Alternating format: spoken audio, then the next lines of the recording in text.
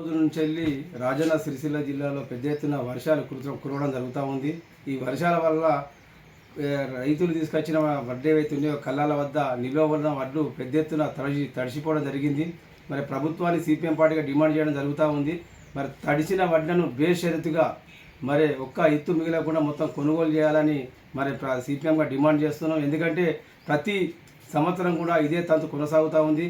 గత ప్రభుత్వాలైనా ఇప్పుడు ప్రస్తుతం ఉన్న ప్రభుత్వమైనా కాంగ్రెస్ ప్రభుత్వం కావచ్చు, టీఆర్ఎస్ ప్రభుత్వం, ఏ ప్రభుత్వం వచ్చినా కూడా మరి ప్రతి సంవత్సరం మరి ప్రతి సీజన్లో రైతులకు ఇబ్బంది తప్పుతలేవు. ఎందుకంటే మరి ప్రభుత్వం దగ్గర ప్రణాళిక లేకపోవడం, మరి వడ్లు వచ్చే టైంలో వీటి వడ్లను వెంటనే కొనుగోలు చేసే విధంగా చేయకపోవడం, మరి దాన్ని స్టోరేజ్ చేసే విధంగా చేయకపోవడం, ఈ రకంగా ప్రణాళిక లేకపోవడం వలన మరి రైతులు పెద్ద ఎత్తున ఇబ్బందులకు గురే పరిస్థితి, నష్టాలకు గురే పరిస్థితి కనబడతా ఉంది. మరి ఈ రకంగా అన్ని ప్రభుత్వాలు రైతు ప్రభుత్వాలని చెప్పుకుంటున్నప్పటికీ కూడా రైతులకు మరి ఆ ధాన్యాన్ని మళ్ళీ అది కొనుగోలు చేసేదాకా కూడా వాళ్ళకు నమ్మకం లేని పరిస్థితి ఏర్పడతా ఉంది. మరి ఈ రకంగా ప్రభుత్వాల వలన రైతులు తీవ్రంగా అన్యాయం జరిగే పరిస్థితి కనబడతా ఉంది. రైతులు మరి వాళ్ళు అరగాలం కష్టపడి కళ్ళల ఒత్తులేసుకొని 24 గంటలు శ్రమించినటువంటి పంట వాళ్ళ ముంగడే ఖరాబ్ అవుతూ ఉంటే విత్తనాలు వరి ధాన్యం మొలకెత్తా ఉంటే చూసి కన్నీళ్ళు పెట్టుకునే పరిస్థితికి రైతులలో కనబడతా ఉంది. ఈ రకంగా మరి ప్రభుత్వం రైతుల పట్ల నిర్లక్ష్యం చేయడం సరైన పద్ధతి కాదు.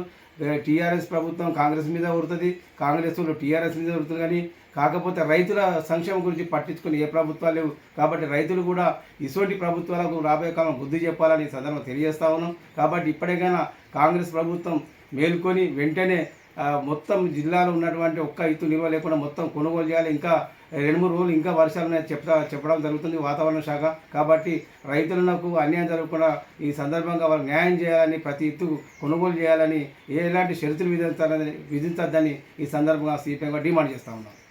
గత 3-4 రోజుల నుంచి రాజన్న సిరిసిల్లాలో పెద్ద ఎత్తున వర్షాలు పడడం వలన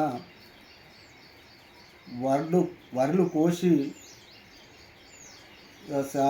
వరి కోత కేంద్రాలకు తెచ్చి దాదాపు 1-2 నెలలు గడిచిన ఈ ప్రభుత్వాలు ప్రణాళిక లేక కొనడం లేట్ చేయడం వలన ఈ వర్షానికి వడ్లు తడిసి మొలకలొచ్చే పరిస్థితి ఏర్పడింది. ఏ ప్రభుత్వం వచ్చినా రైతులను మోసపెట్టుడే తప్ప రైతుకు మేలు చేసే ప్రభుత్వం ఏ ప్రభుత్వం లేదు. ఎందుకంటే ఒక సంవత్సరం ఒక పసలు తిప్పలైందంటే మళ్ళీ పసలు కూడా అదే తిప్పల. అంటే ప్రభుత్వం దగ్గర ప్రణాళిక లేని పరిస్థితి ఉన్నది. నాట్లు వేసిన తర్వాత ఏ గ్రామంలో ఎంత వరి నాటు పడ్డది, ఎన్ని ఎకరాలు పడ్డది, టోటల్ మండలంలో ఎన్ని ఎకరాలు వరి నాటేసిరనే ప్రణాళిక లేని పరిస్థితిలో టైంకి వచ్చిన తర్వాత కోసి కళ్ళాలకు తెచ్చిన తర్వాతనే ఇటు రైస్ మిల్లర్లతో మీటింగ్ పెట్టడము, అటు గోనె సంచులు తయారు చేయడం అనేది జరగడం వలన ప్రణాళిక లేకనే ఈ రైతులను నష్టపెట్టడం అనేది జరుగుతుంది. కాబట్టి ఇప్పటికైనా రాబో కాలంలో మేము సిపిఎం పార్టీగా చెప్పడం ఏంటంటే వరి నాట్లు కాగానే మండలంలో ఎన్ని ఎకరాలు అయినాయి, జిల్లాలో మొత్తం వరి సాగు ఎంత అయింది, దాని ప్రణాళిక అప్పటి నుంచే స్టార్ట్ చేసి నాట్లు అయినాకనే ఇటు రైస్ మిల్లర్లతో మీటింగ్ పెట్టి అప్పుడే రైస్ మిల్లర్లకు ఎన్ని సెంటర్లు స్టార్ట్ అవుతాయి,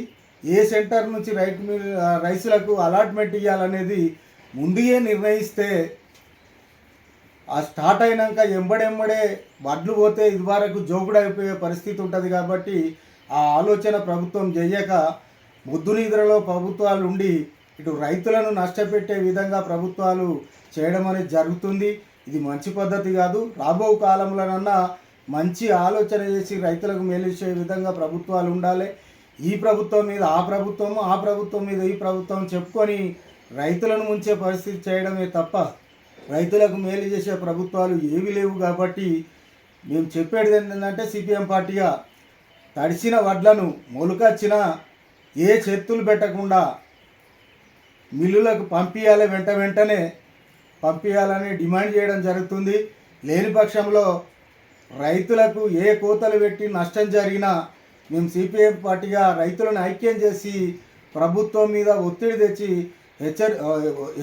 ఒత్తిడి తేవడం అనేది జరుగుతుంది. కాబట్టి ప్రభుత్వము ఇక్కడ ఉన్నటువంటి ఎమ్మెల్యే వేములవాడ నియోజకవర్గం ఎమ్మెల్యే కానీ ఇక్కడ ఉన్నటువంటి ప్రజాప్రతినిధులు కానీ మొత్తం ఇప్పటి వరకు 4 రోజులు వర్షాలు పడి వడ్లు దడుస్తుంటే ఏ సెంటర్కు పోయి రైతులను కూడా పరామర్శించిన పాపాన లేదు. కాబట్టి వెంటనే అధికారులు కానీ ఈ ప్రజాప్రతినిధులు కానీ ఎక్కడెక్కడ నిల్వ సెంటర్ల వడ్లు ఉన్నాయో అక్కడికి పోయి ఆ తడిచిన ధాన్యాన్ని చూసి అవి రైసు మిల్లులకు తరలించే విధంగా చేయాలని మేము సిపిఎం పార్టీగా ప్రభుత్వానికి ఇక్కడ ఉన్నటువంటి కలెక్టర్ల అధికారులకు కూడా డిమాండ్ చేయడం జరుగుతుంది.